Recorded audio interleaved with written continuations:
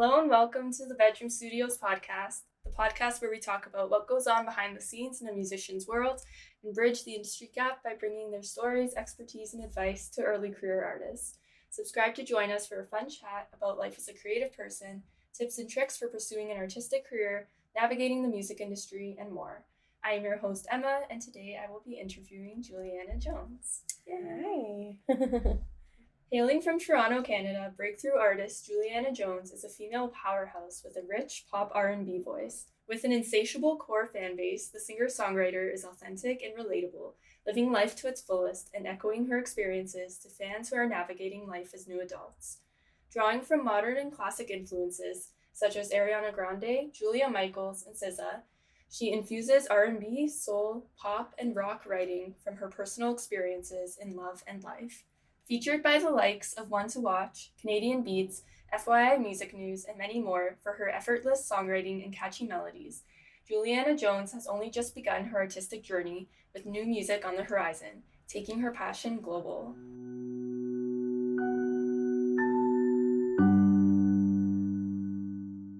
I'm so happy you're here. I'm happy to be here.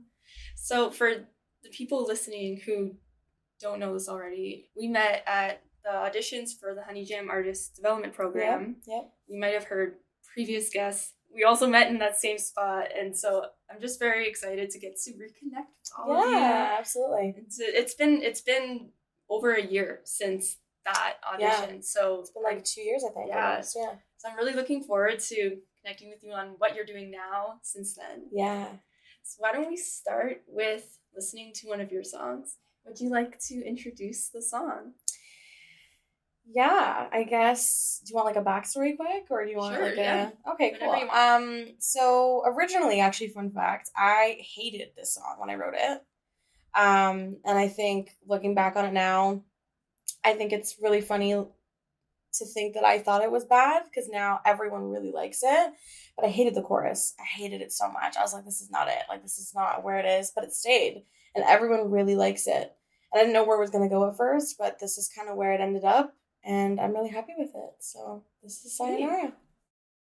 7th times of the week, you hit me up and called my phone.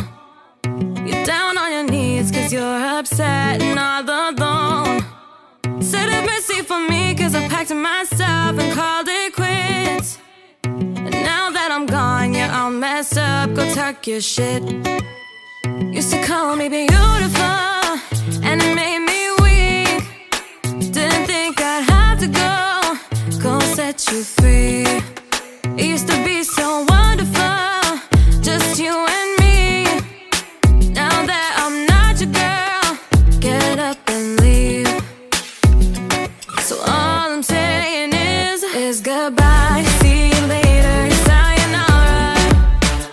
Nice to meet ya, I didn't need ya, you can have her. All I wanted was you and me to be together. So goodbye, see you later, sayonara. Keep taking me back to when you held my hand and made it real. You made me feel good, misunderstood, but I did. Said that you wouldn't leave, now that I'm stuck to grief with a piece of a heart we grew. And now that I'm gone, you're all fucked up, but you do you. Used to call me beautiful, and it made me weak. Didn't think I'd have to go set you free. It used to be so wonderful, just you and me. Now that I'm not your girl, get up and leave. Ooh, so all I'm saying is goodbye, see you later, sayonara. Nice to meet ya, I didn't need ya, you can have her. All I wanted was you and me to be together. So goodbye, see you later, sayonara. Ooh, I remember when you said you'd hold me tight. And little did I know that it was all a lie. And I thought our love was here, but it's just a ghost. Baby, I need you to know. So goodbye, see you later, sayonara. I need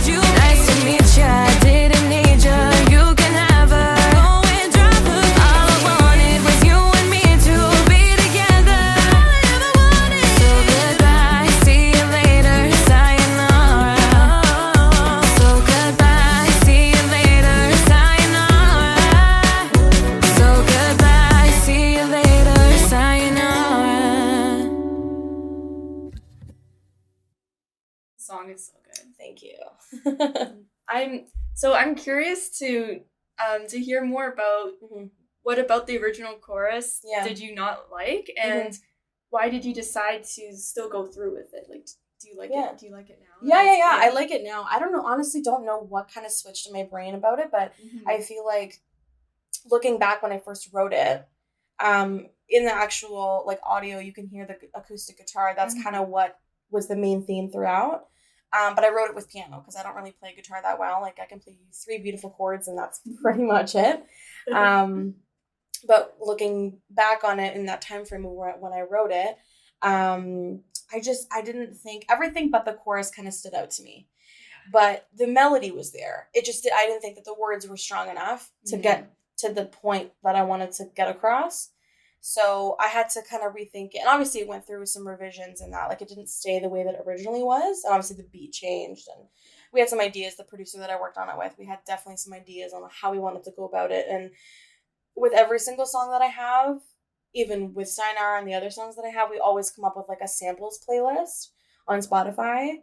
And it's basically just not samples per se, but like just different inspirations, if you will, on like different parts of a song that I really connect with, and we kind of modify those ideas and how we can shape something of that. Obviously, with copyright, you can't do everything, like inspiration. Yeah. You can't do the same thing twice because if someone else says that you need like the rights to re-record it or whatever it is. So we kind of, obviously pick and choose what we like from everything and then see how it can be placed in the song that we wrote. If I was talking about, working with the producer or not. But yeah, I think back then I wasn't the biggest fan of it, but I think what really sold me was hearing the instrumental part behind it and kind of thinking, okay, yeah, it fits now because there wasn't the backbeat behind it. Like I can only picture it because it wasn't done yet, but I feel like when I had everything that I was working with at that point, the lyrics kind of made sense for what we were working with. Yeah.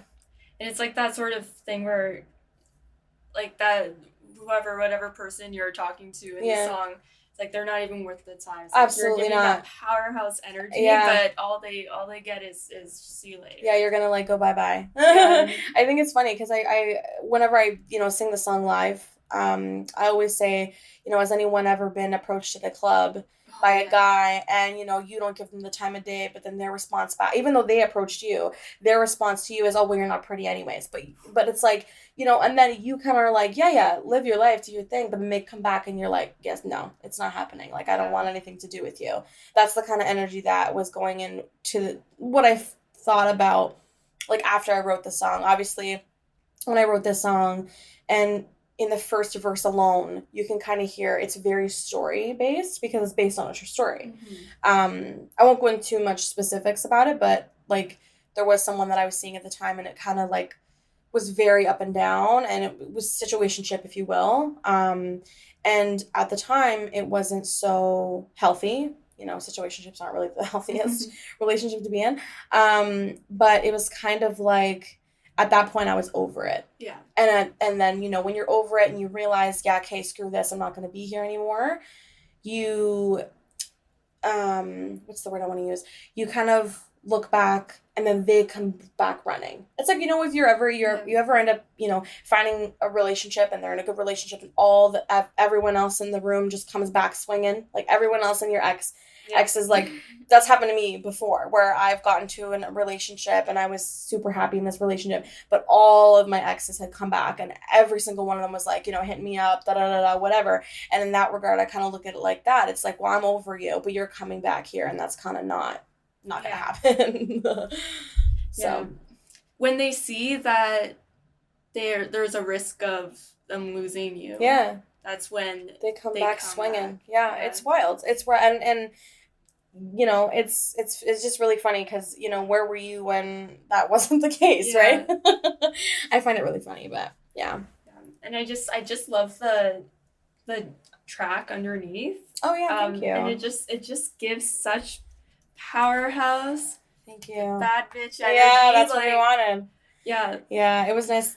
I think what I'm really happy with, especially, and then I feel like this is with all the songs that I have out so far and more to come, obviously, but I've always had a say and always will have a say in my production wise, or in my production, with the song specifically. So yeah, production wise, that's kind of where I sit in the seat. Is I don't want to say I'm co-producer because I'm far from, but um I definitely do have a say in what is the final track, because obviously, you take out the bits and pieces you don't like, or you modify whatever, or you add things, and that's what's really helpful about having a really good relationship with people that you work with. And thankfully, I have a really great relationship with my producer and, more other producers that I'm working with now, and, my mixing and mastering engineer. We have a really great relationship as well. And obviously, the bigger you get, the more broad your selection is when it comes to who you work with. But I feel like having a really good relationship first will also help the track, because if they are with you throughout the track, they believe in you enough to work on the track. And I feel like that it goes, hand in hand in life. And I feel like with the total outcome of it, they have to be, happy with it themselves. They can't obviously be not happy about it, because they're not going to want to put out work that they've done that no one wants to put out work that they're not happy with. And I would never want to attach my name to something I'm never happy with. So I think that was kind of, the same for the people that I've worked with producer wise. So yeah, it's like that collaborative. You gotta have like a friendship. Yeah. It's kind of like a work friendship relationship vibe. And that's so important when you're creating something that's so personal. You want to feel respected, and you want to feel like 100%. Like you want to value their input, but you also want them to value your input. Yeah, and I feel like as a woman in music, like especially in music business, like, and we can definitely touch upon that. I think I'm a huge advocate for women in music and women in music business specifically, because we are very undermined. Like, we're undervalued, we're under everything, and I don't want to be at that point. Now we're in 2024, and shit's got to change, because we can't have, and you know what, like, to be completely frank, we can't have some old white guy with white hair who's pretty much out of office, like basically telling us females, artists, producers, writers, whatever, what to do.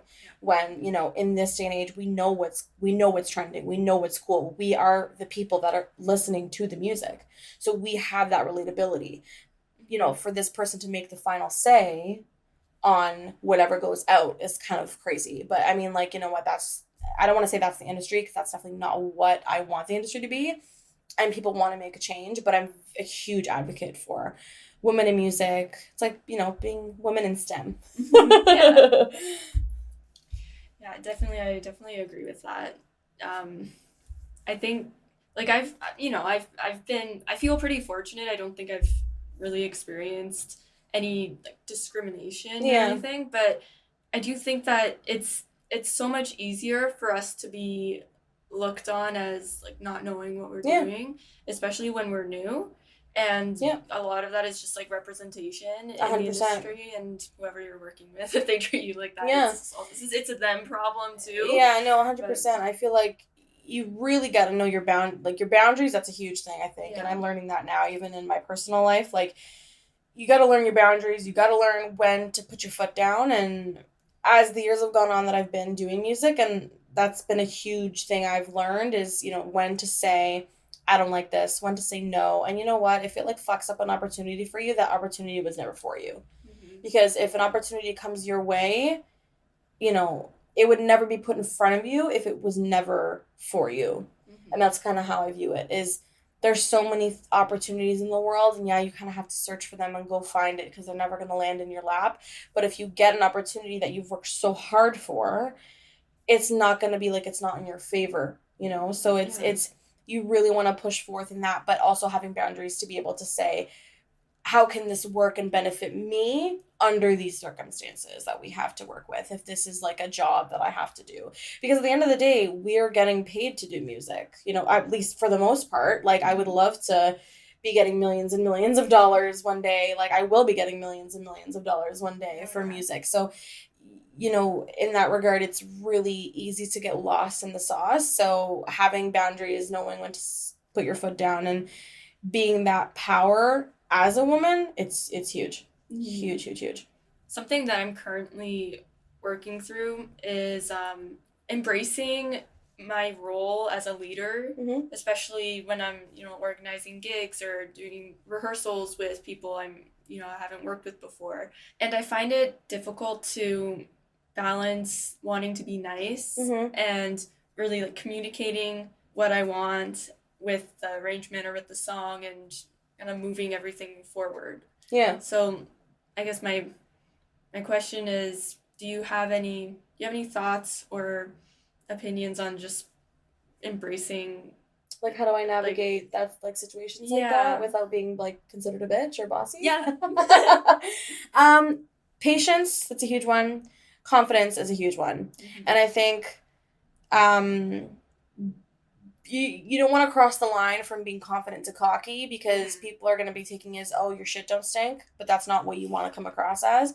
You want to be able to be confident enough to know and believe in yourself so that the people around you can also do the same. Mm-hmm. Because let's say you want to find a manager, right? It'd be nice. I don't have a manager. I'm independent right now. But I've gotten so many questions asking, oh, are you managed? Are you managed? I'm not at the moment. So when you look at it as, oh, well, you look so great on social media, you look so great in everything you're doing, it's because I've built enough confidence to be able to walk out and do what I have to do and be the boss woman and be professional, but not come across as cocky in those situations. I don't know shit about, I've like the band side of things when it comes to like the playing and that. I don't really know much about like the bass structure in that. Like I know very, very little, but I can understand that that's a whole thing in itself, as well as like playing the drums. I don't know shit about the drums. Like I cannot play drums at all. Like I can, like kick that bass, but that's about it. Like that's all I really can do.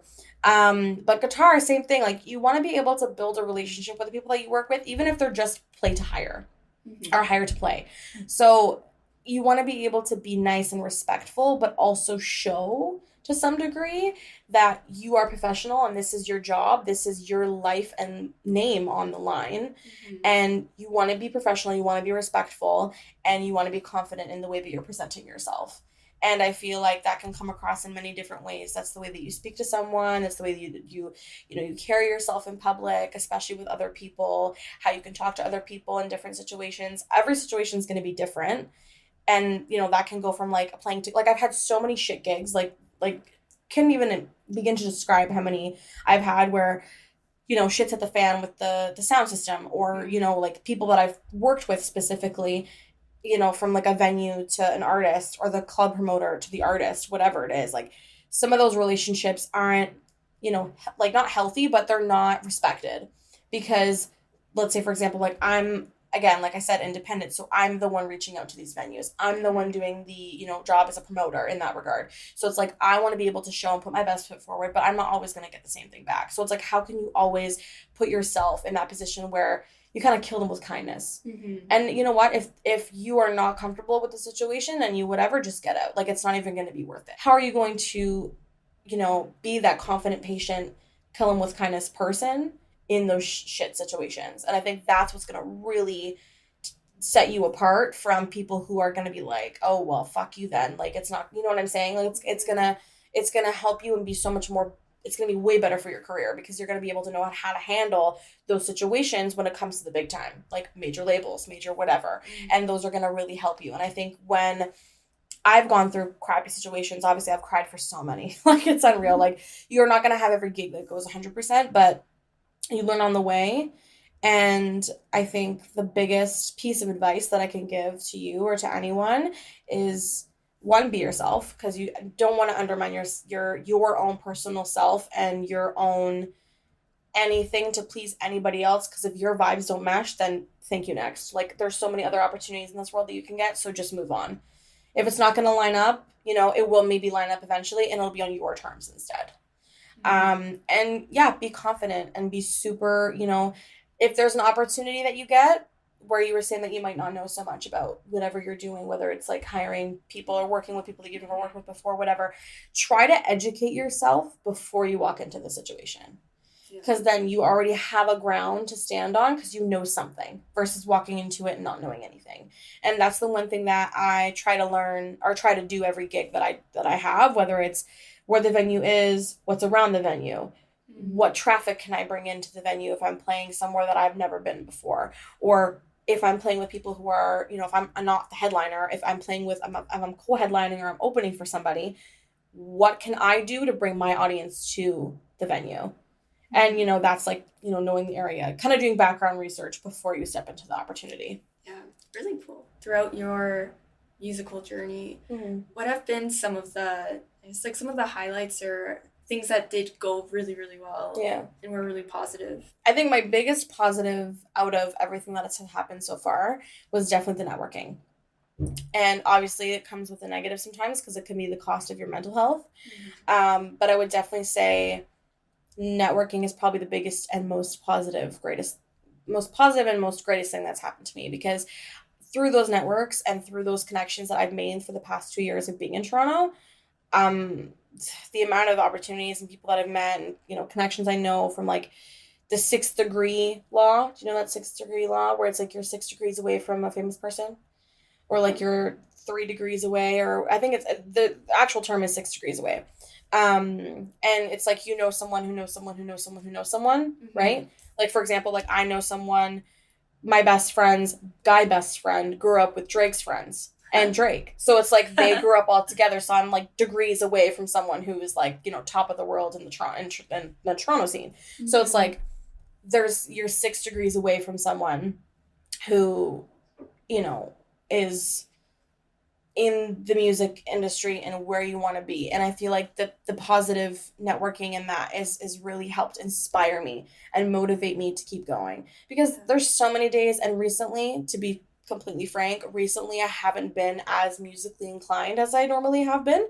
But I think, you know, with the holidays and, you know, the whole like, you know, getting back on track and everything it's really shook me. So I'm really trying to get back in the swing of things. But with that being said, I feel like you really want to be surrounding yourself with people who are inspiring and who are motivating you in the music industry as a whole, or following people who are inspiring to you, because those things are going to be the things that keep you going. And I find it really hard to stay motivated when I'm not surrounded by people who I can talk music with. Genuinely. It's like, if I can't talk music to somebody, or if I can't talk, you know, be in a space where I'm networking with someone, if I'm not out at an event talking to somebody, or, you know, because when I'm in that workspace, for me, I'm so motivated. Like, I need to be able to be in that space, that headspace, because then I leave so inspired. And then I take a bunch of notes on what I took out from that, either that event or what I'm feeling in the moment, or what I want to work on, or the things I want to do, and how I want to be able to continuously keep them going. That I feel like has been a really positive outlook for me in my career so far. I feel like also I got signed to a modeling agency, and that's really helped out. Thank you. That's really helped on my confidence as a person who's kind of really struggled with the idea of beauty. And I feel a lot of, you know, women specifically, or anyone who identifies, like genuinely has a problem with the way that social media views, you know, beauty and beauty standards and that. So I feel like being able to showcase myself and be that person for somebody else, where it's like, you know, I'm not always going to feel beautiful every day of the year, but it's like, I'm also going to be able to showcase that, like, I am who I am, and take it or leave it, right? So being able to be signed to an agency who's very inclusive, and they're very supportive on everyone that is signed to their agency, I'm super, you know, happy with. And that's another really big thing. I've gotten to be able to, I guess, get introduced to my influencer era. I call it that. My content creating era. I feel like influencer is like a very vague word, but or I guess frowned upon word, influencer. But yeah, I started doing more content creation and, you know, building a connection with brands.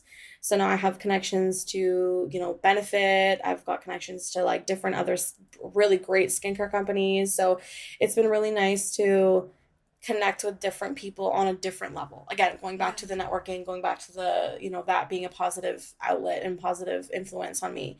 And I think those specifically have shaped a lot of where I am right now, and obviously life in general. There's so many ups and downs, and those ups and downs can lead to really great songs. So, you know, life and living its journey can also help build those and help write those really great songs. So living life's another one. Yeah. It's so empowering to see somebody who you know is a real person, because you've seen them in Yeah, person. yeah, exactly. But also showing a confident, empowering presence online. Yeah. And as a musician, it's interesting because we can express a lot of realness of life in our music, but then also express like this more like confident side of ourselves when we're performing, because we have to be confident. Yeah, it's true. Absolutely. Yeah, and your voice just has this quality of just, it's like, I'm here thank you. to win. And it's just, I keep on using the word powerful, but it's like literally so powerful, but like not just in terms of how it sounds and how you sing, but just like your presence in general. Oh, thank you. Yeah. That means a lot. I've definitely I've worked so hard to get to that point. Yeah. And, you know, people can say fake it till you make it, and it's true. A lot of the time, fake it till you make it, honestly. But it's so great to put yourself in that. And I try to tell myself this now. Obviously, I'm not where I want to be right now. Like, obviously, I want to be, bigger and better. Everyone wants to be bigger and better, which is, awesome. But at one point, we wanted to be where we're at right now. So I always try to like look back and, humble myself a little bit, because those small moments are so important too. And those small wins are just as good as the big wins. So looking at it in that, perspective of being able to be super confident and super powerful in my presence alone, like that was never just born with, myself. Like I've always had to learn to be that leader and put myself in what Julianna Jones would be in the big leagues, right? So it's like, the name alone helps, and it's crazy because I had to ask another one of my friends who's a Juno Award winner. She had done like a master class with a workshop that I was a part of, and I had asked her, and I said, like, do you ever feel like you separate, who you are as, who you are? So like, for example, like, do I have ever felt, like I'm Julianna, but then there's Julianna Jones. Like there's that person, that artist, that person you see online. Like, do you ever like feel like you have to separate the two? And she had said no, because then I'm not going to be who I am, and I'm not going to be the person that I want to be. So you have to mesh the two. And since then, like I've definitely felt more inclined to be, this is me, this is who I am, and really embrace like I am that pop star, I am that singer songwriter, I am that pop R&B artist, like, and treat myself as such. Because if you want to put yourself in the mindset, it's like manifestation. You want to put yourself in the mindset of, I'm rich, I'm wealthy, I'm, healthy, I'm whatever. What's that song? Like I'm healthy, I'm wealthy, I'm rich. You know what I'm talking about? It was like one song that like went viral. Yeah, like that one, they have that one. But you just want to be able to put yourself in the mindset of being where you want to be, like mentally. Because the more you think about it, the more manifestation you can create for yourself to embody and embrace the potential future for where you're going to be headed. Yeah. I think as a person, I can be confident, but also I have some nervous vibes, which is okay. A little. But like after doing my music degree, it's like it's not as bad, because I have to play flute in front of people all the time. But you're used to it. Yeah, I feel that.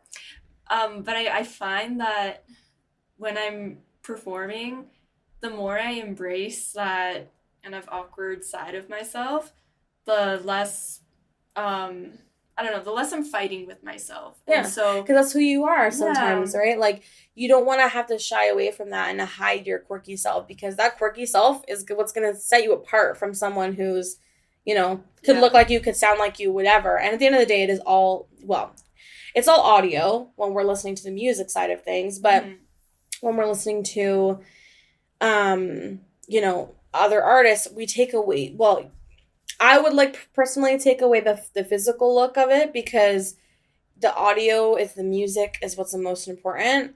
And in that regard, it's also trying to figure out like where you are and who you are and those aesthetics, the brand, what makes you different from an artist. So if that's what makes you feel like you're not going to be as, fighting with yourself, quote unquote, I would definitely say that's one of your things that you can use to your advantage. Yeah.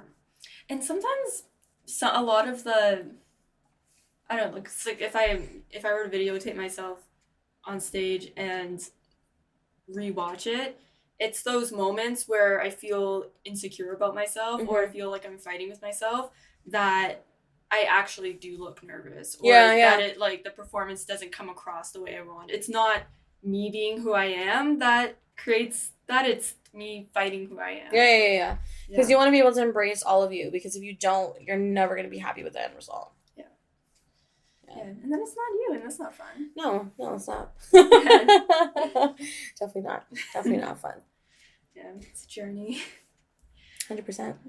So you mentioned working with brands. And was that I wanted to ask how more of that process of how you kind of came to that point. Yeah. Well, I've always known that I wanted to do more like content creation in regards to connection with brands. I feel like music and that influencer content creation lifestyle do go both hand in hand, because a lot of artists that these days are doing a lot of brand deals and content creation, whether it's for their own stuff, like Ariana Grande has REM, and she has their beauty stuff, and there's a bunch of other artists. Rihanna has Fenty. So it's like a lot of other artists are embracing other journeys within themselves, whether it's clothing, whether it's makeup, brands, whatever. And I knew that was something that I was also very interested in, and I know that I'm super passionate about.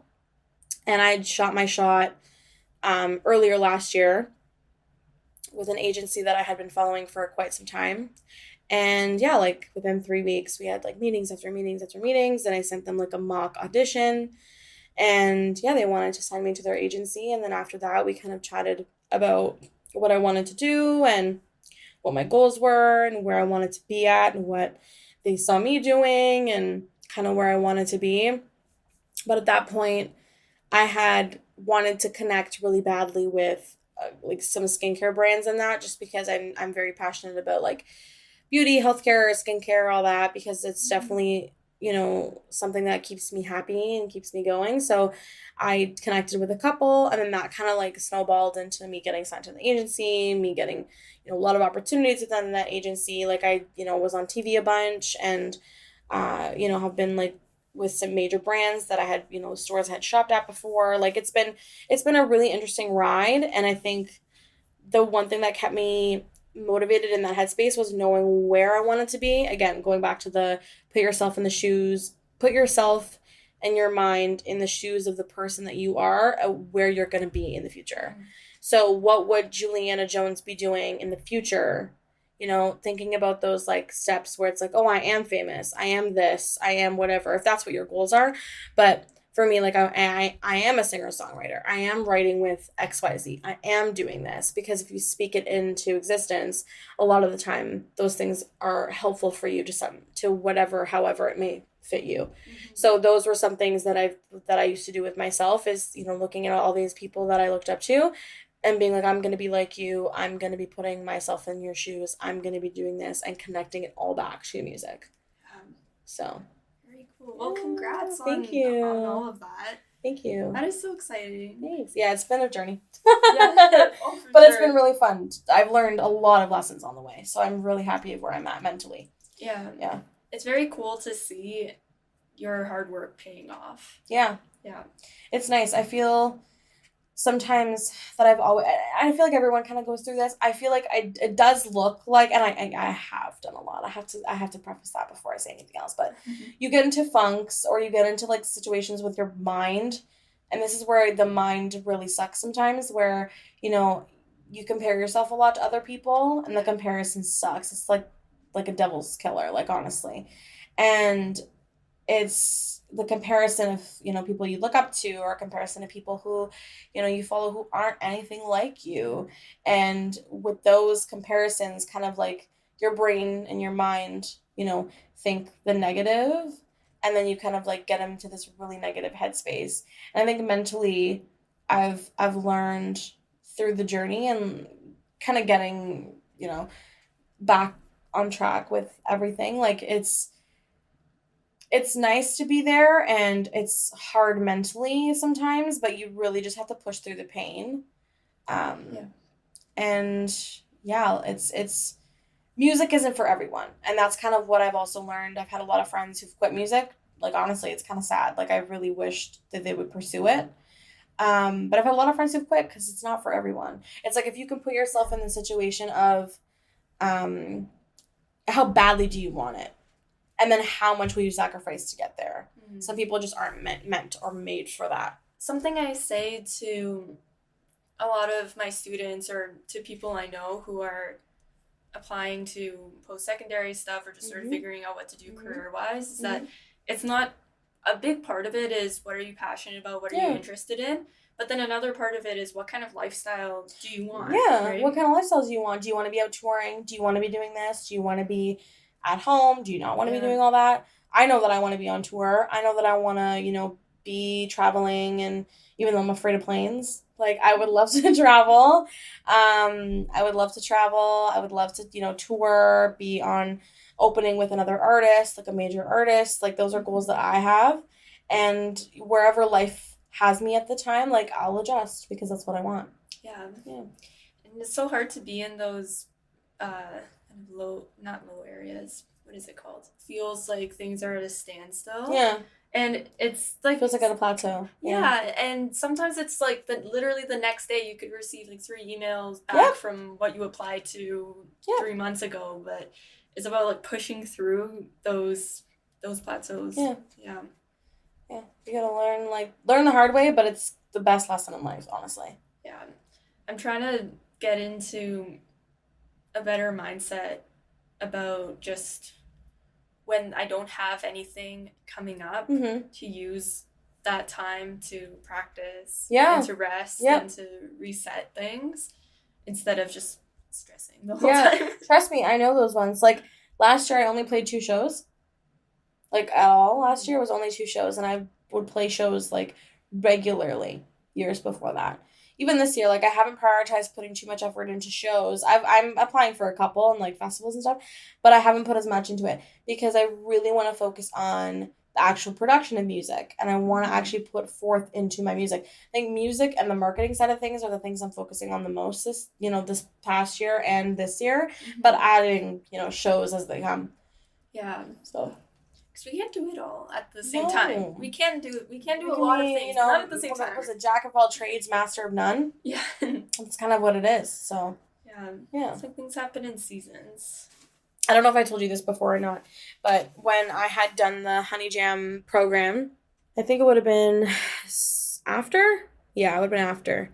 I had gone to Humber for music business, and then I had interned at a division of Universal Music, so I was working with an indie label and working with them and working directly with Universal Music. And then a couple years prior to that, I went to Mohawk for 3 years for school for music performance specifically. I guess music and vocal performance specifically. And that was kind of where I landed all of my things. I guess COVID kind of changed that because I felt really plateau back in Hamilton, and then that's when I decided to move to Toronto. Yes, yeah. So that's kind of what took off. And I think moving to the city really helped for sure. Make that change for me. I lived downtown last year, and that was when I played my first actual gig. And where'd you play? I played at the Dive Shop. Yeah. It's like East End, right? Gerard and something, yeah. Yeah, and so that was a really good opportunity for me, and I would not have really been able to take those opportunities had I not been living downtown. Yeah, I know. Yeah. That's what I'm saying. Living in the city helps with those opportunities, because I'm originally from Brampton, so I lived there pretty much my whole life. And then I moved to Hamilton when I went to post-secondary for the first time.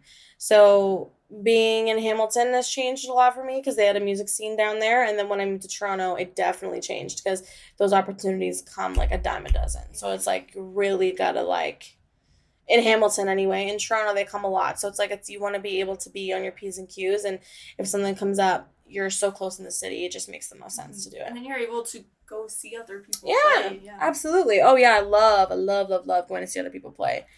Whenever I get the chance to, if I'm not busy working or whatever, I really, really, really like to go out and watch live shows. Not last summer, but the summer before, I think I saw 3 shows a night for 4 months straight.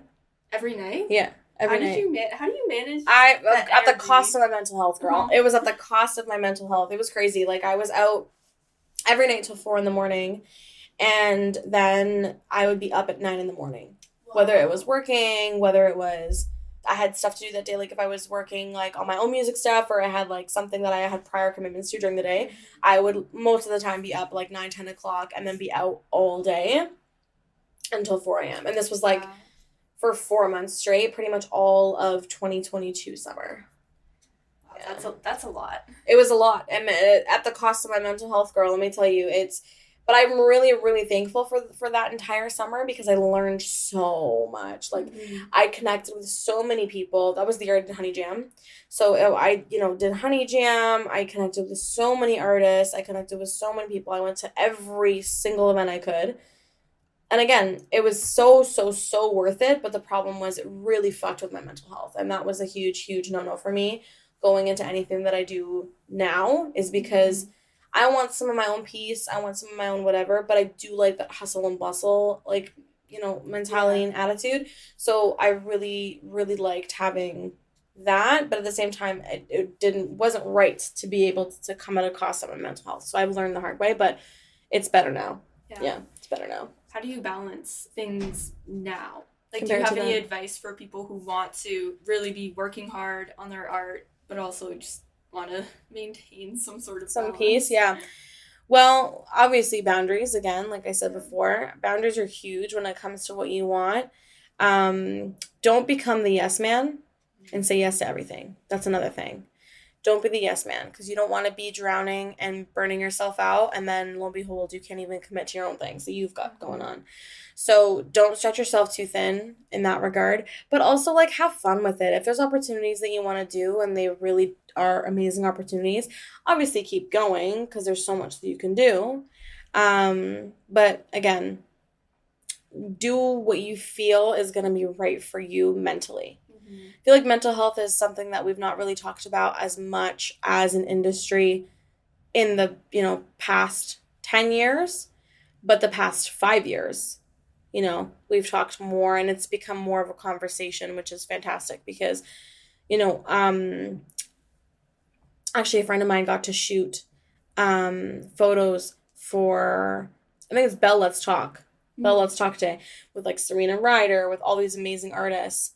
It was like Bell Media that did the commercial for that. I believe it was that. But, correct me if I'm wrong. I don't really remember. But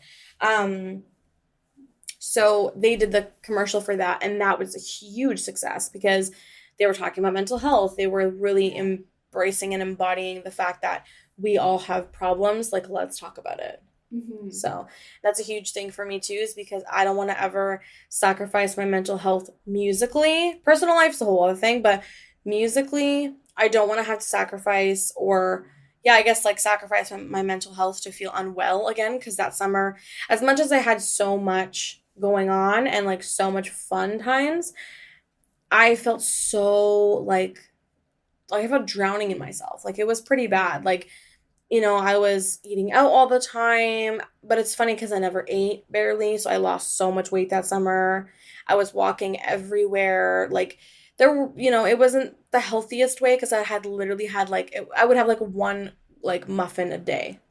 And that would be my meal of the day because I was so distracted with what was going on around me. So I feel like being able to have those, schedules, those routines in your day-to-day will also make a big difference, because I feel like now I've kind of like, I still don't have a set routine by any means, but I definitely have some things that I do and things that I don't do. So I feel like that's a huge thing, especially when it comes to your mental health, because, you only have one brain. So yeah, you gotta be able to, take care of it. Like, as an artist, so much of what we do is output and giving and being open, like giving ourselves to people and to our craft. And so it's so important to have things that fill your cup and to have that input as well. You want to input and output, literally. Yeah. Because you want to be fed. Closed mouths don't get fed. So if you don't, put in the work for you to get fed, you're not going to get fed. So that's a whole thing in itself, but obviously at your own pace, at the, not at the cost of your mental health, and obviously making sure that it's comfortable for you in every way that you can possibly get what you need out of the situation that you're in. Yeah. We all have different balances of input and output. Some people need it to be like 50-50. Yep. And then some people can put out a lot more and only need a little bit to be satisfied. Yeah. Yep. It's very different for everyone. It is very different, 100%. Yeah. What you were saying about not being the yes person, I can relate to that a little bit because I'm definitely a people pleaser. Same. I feel that though. But yeah. Yeah, and I find like it's a slippery slope because for some people that if they're used to you saying yes to them and then suddenly you set a boundary, they take it as a personal attack. So Yep. Trust me. Yep. I feel like also being a people pleaser, I want to make sure everyone's happy, and that's going to come at the cost of, your sanity, of your peace, of your, a bit of your soul even, honestly, because it takes so much energy to be able to please everybody, but you're never going to do that. And I think, going to college twice taught me that. And being in environments where I was like, why am I doing this to myself, taught me that.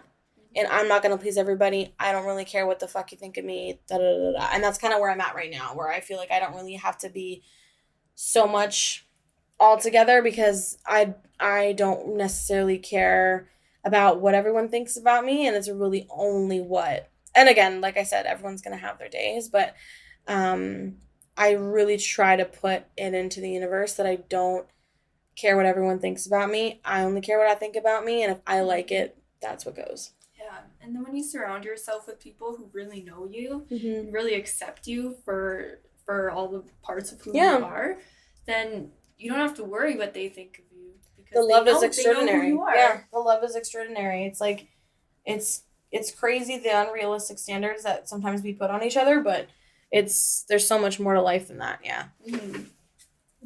Can you tell me more about your experience doing the Honey Jam program? Yeah. And just like any other artist development things? Yeah. Huge recommendation for any female artist ever is to at least audition for the Honey Jam program. Honey Jam, for those who don't know, is a all-female artist development program, and obviously not sponsored, but they're a great program. I auditioned back in 2021, and I didn't get accepted because I didn't even know what I felt like I was going in for or in with, to be honest. The environment was fantastic, and I was really here for meeting the other girls and connecting with everyone. And actually, what's really funny enough is I've connected with some girls who were in that year before, kind of like how you did now. Like, you've connected with girls who were in that year that you auditioned. Yeah. And I didn't necessarily make the program that year, so I connected with a bunch of artists who did make the program that year because I really wanted my foot to be in the door then. Yeah. So I wanted to connect and I wanted to network and whatever, again, the whole networking thing. So I connected with different artists and I talked to a bunch of artists and I made sure that I was at, events that they were going to be at, and I made sure to showcase myself and be in the place that I wanted to be. So with that being said, it was a really good experience. Once I was accepted into the program the year after that, we were able to go to like a ridiculous amount of really, really cool opportunities. Like, we went and met with Spotify, TikTok. I was on breakfast television. We performed at the Toronto International Film Festival. And those were opportunities that were given to us through the program, but all of us individually as artists. So it was really awesome to be able to be showcased through those avenues, but obviously connected to the program. And I feel like, you have to try and be a part of it and connect with it. There's so many other artists that are like, so for example, Melanie Fiona, great artist from Toronto. Nelly Furtado was a Honey Jam alumni, if you didn't know. Havaya Mighty is also, I believe, an alum. There's a couple of other artists that are alums, but yeah, like, being in that space, you're surrounding yourself with artists who are going to feel the same and like-minded and stressed out and not know who they are and whatever. And it's nice to be able to connect and relate to everyone. Like, I'm still friends with girls who I was with in the program like 2 years ago. Like, we still meet at events. We still talk almost every day. We still try to connect and stay connected. We try to go to writing sessions together. We try to, network wherever else and be in those environments. And I feel like there's so many other amazing opportunities for artists to develop themselves. There's a million grants that you could apply for with like a quick Google search on that. Like, there's a bunch of great Canadian ones. The US doesn't offer any of that, but Canada offers that. Trying to think if there's any other ones, like Canadians that we can do. I was a part of a program for last year called with Conscious Economics, I think it's called, and Lunar Studios. They connected for a program called Social Change for Music, or with music. And basically what that program was you apply and you write an essay on what your vision of social change is, what your what you stand for, kind of thing. And I wrote my entire essay on women in music, being a woman in music, being a woman in music business, being a woman in STEM, being that person, like how this society and how social media and how a bunch of other things play a part in the negative aspects of that, but how I stand up for being the positive change in that and being a supportive ally for women in music. So I applied. I didn't hear anything back. I actually got a no first. I applied and they said no. And then the main headquarters girl had emailed me and said, let's please get on a Zoom call. I really want to talk to you. And I was like, sure. Got on a Zoom call, and she's like, hey, I just wanted to let you know that I really fought for you in your spot to be here, and we want to offer you a spot. And I was like, oh, that's fantastic. I'd love the opportunity. So we got that. So that was fun. And a lot of other little mini workshops. So Bee Cave, which is another one, they do great workshops. They've got their 2 big annual songwriting camps that happen each year. They do an abroad one as well. And there's a couple of other places. Women in Music, the actual brand Women in Music, and then they've got Women in Music Canada. So they've got a ton of events happening in March for Women in Music. And I think you should definitely go to those, because those are great networking opportunities, because I've gotten a lot of great feedback and I've met a lot of great friends from those things. And I think they're I think it's March 5th to 7th or something like that. Oh, I think I've heard of that on Instagram. Yeah, they're on Instagram, so you probably have heard of them. They've got a gala, and then they've got a bunch of panels and workshops and stuff you can do. And as an independent, you can go and do it. So I definitely recommend that. I would definitely say for anyone else listening, try to find opportunities in your community to help, whether it's volunteer, whether it's traveling to another city to volunteer at a festival, or in your city if they have a festival, or make a festival. Create those opportunities for yourself so you can be the person that you showcase yourself, and build those network connections to people who are high above, and stay connected. People try to only connect with people because they need something. Be friends with these people, because the more friendlier you are and actually genuinely friends with these people, the more opportunities, or the better your relationship will be, and the better outcomes you'll have, because you're actually friends with people who can help you. And I think a lot of times I hear that people are afraid to message someone out of the blue, or someone that they haven't talked to in a while, but no one's like, ew, why is she messaging me just random?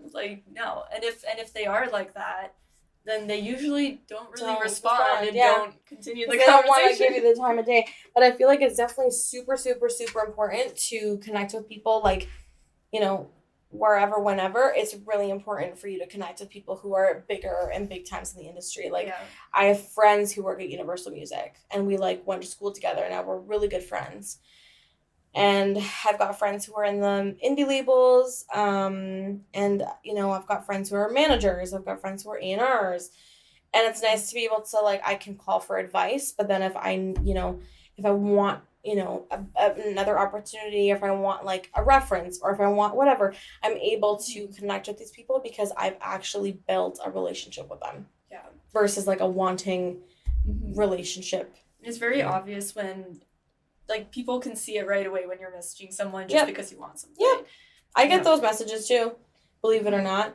It's like you want to be able, like, I've gotten messages from people who are like, oh, can you tell me about the industry? Can you give me the 411, like a handbook for dummies, like on like music business or whatever. Because again, like I do everything myself, and I feel pretty, privileged and happy to be able to do everything myself and be okay. But in that whole space, it's hard because you want to be able to keep the peace, not ruin, the relationship or whatever if you do end up finding someone that does give you the hard time. But, your peace is your peace, so. Mm-hmm. At the end of the day, it's you who will make those opportunities for yourself. And so, like, there's so many people who will help you along the way, but it's really you making those things happen. So, yep. Making those friendships, money moves, strengthens everything. Yeah. So then you're not alone, right? So you're not alone. Yeah, it's good.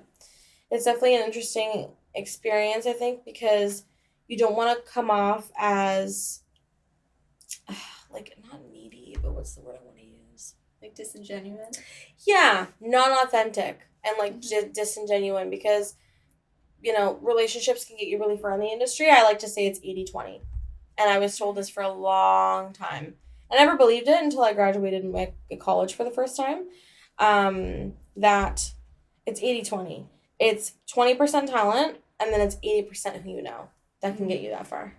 There's a lot of artists, and I'm not going to name any, but there's a lot of artists these days that, can't really sing that well, but have had their whole family is connected to God knows who, right? Or, they've been doing this for years, and then, they switched from one thing to another, and they've connected to XYZ whoever because they, have family ties here, or, they've, met this guy or whatever. Like, those things kind of make or break it, and those are the people that are, like, again, 20% talent, 80% business. So, yeah. Well, you're very talented, and you know Thank business. you. Well, I try. I really try. I really, really try, because I want to be able to do everything myself before I have to pay someone to help me do it. Yeah. So, and it's so good to have those experiences. Something I struggled with so much when I first was putting out music was just not knowing kind of what the quote unquote industry standards were for, like, how much do things cost? How much should I be paying my producer? How much should I be paying my musicians? Expensive. And it's hard to navigate that, especially when people are asked, like, because usually they'll ask you, like, what's your budget? And it's like, I don't know. I don't know what it should be. I don't know how much I want to budget, or how much I need to budget to get the product that I'm looking for. Yeah. And it's so hard. But then once you've had that experience of going through it yourself, I feel like eventually when you're able to pay people for things, you can sort of suss out what it is that you want and what's best for you. I think it's also really nice to connect with artists that are in your city who are doing somewhat well. So I met a friend of mine, actually. I met her at a show, and I liked her vibe a lot, and we connected, and then we went for coffee and chatted, and we are still friends to this day. But I wanted to pick her brain on what she was doing so that I could see, like, what should I be doing? Is this something I like? Do we want to collaborate eventually? Like, stuff like that. Stuff like that. So it's definitely nice to be able to have friends in the city that you can connect with, and then see, like, what are you paying? What are you doing? Who are you working with? Like, what's the product are you getting out? So I definitely would say recommend, like, whoever you're, working with, or whoever your friends are in the industry. It's definitely nice to be able to have connections to artists in the city that you can connect with, who you also like and, kind of relate to. Yeah, I'm all about not all about, it's not like my brand or anything, but, like, transparency is a huge part. Like, I really appreciate transparency, and I think a lot about me as a teacher, and with students who want to pursue being an artist. I found there's just a lot of little things that I think, like, once you've gotten past that point, it's easy to forget about those things that it's just like I don't know about this, or I don't know about this, but then once you know it, it's like it seems like common knowledge. Yeah. But for someone But just not starting everyone's out, gonna it's know. not. I get that sometimes too. Like I have a lot of friends who are like, I don't understand how this works. I'm like, oh, but it's so easy. Like this is, to me, it's common sense to the person who already knows it. Yeah. And things like registering the SOCAN. Yeah. So it's mentally a lot once it's all in your face, but going to like music business class, like, or I guess like school for music business, like you learn a lot real fast in a lot of time, and you have a lot of things going on at the same time. So it's a lot, but it was really good, really really helpful. Yeah. Getting all those like spreadsheets and the Google. Oh my god, it's like PTSD. The school aspect anyway, but yeah.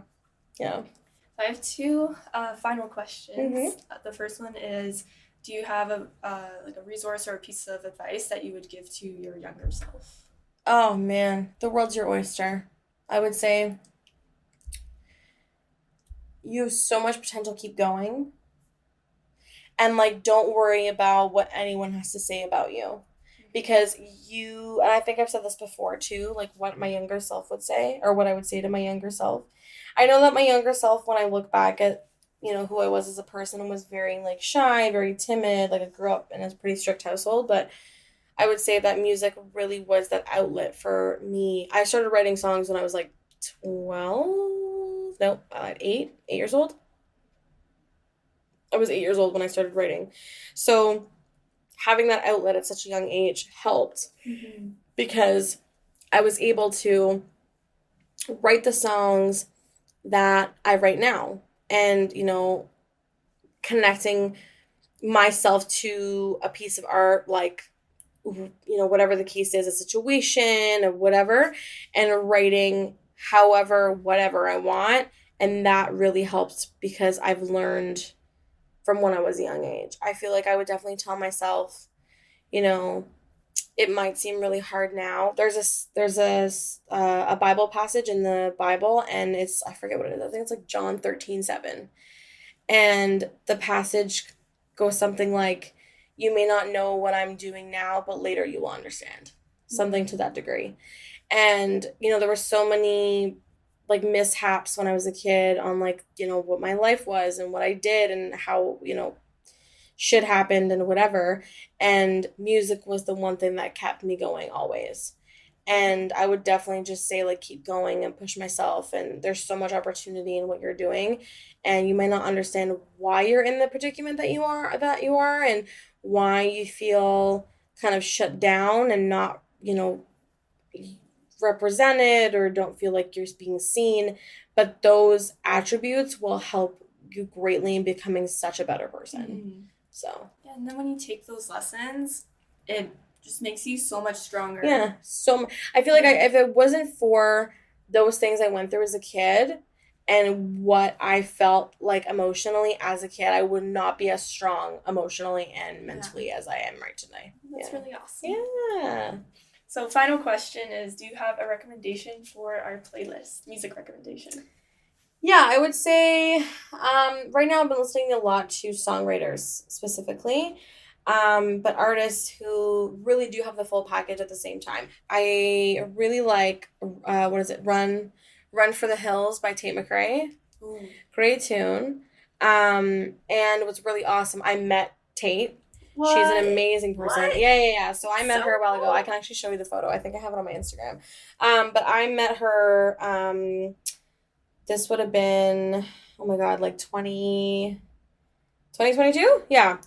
And we actually, it was like a meet and greet thing that my friend had brought me to. And I had went up to her and I said, like, I actually had asked her a question, and I said, like, as an artist, what do you feel like you need to do to be able to get in rooms with like massive songwriters? And the thing that, she said was she didn't really expect any of this to happen the way it happened, but she just knew that she was meant for something, and she just did what she thought she was supposed to do. And then after the fact, when we actually got to meet her, I was talking to her for like so long about like songwriting and music. And she's like, she was so interested in the conversation. She was like, oh my God, you're a songwriter. Like, tell me, like, what do you do? Like, da da da da. And she was so invested in the conversation that I was like, holding back the line of people that were supposed to meet her afterwards. So it was really funny because she was really invested in the conversation. We had to cut it short because obviously like people were behind me trying to like meet her, but she's a really great person. I've also ran into Shawn Mendes a bunch of times. And I'm trying to think if there's anyone else. I feel like there's a couple other people that, you know, I've talked to or, you know, I've heard their music, but I've chatted with who I like know they're a good person. And Tate, I feel like, is one of them. That is so cool. So, yeah. Yeah, well, thank you so much for being on the podcast. Thanks for having me. This was really fun. This was so fun.